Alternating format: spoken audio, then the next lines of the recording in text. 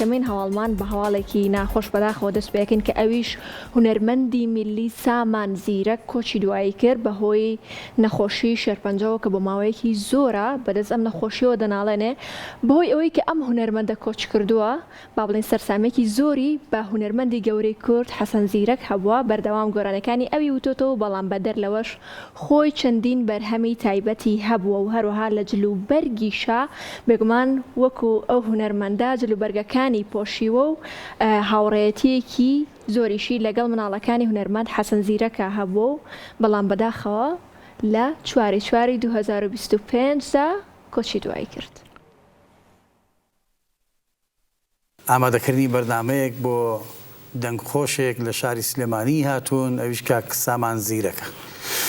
کاک سامان زیرەک هەموو زانین کە یەکێک لە عاشقان و شەیدانی بێشماری دەنگی مامۆستا حەسەن زیرەکە.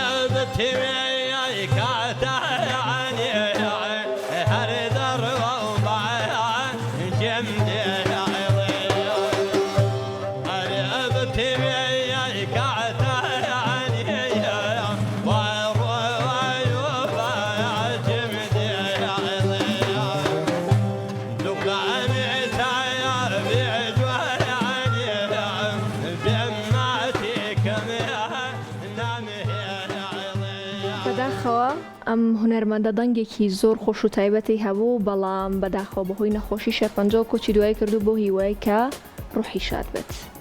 ڕۆحی شاد بێت.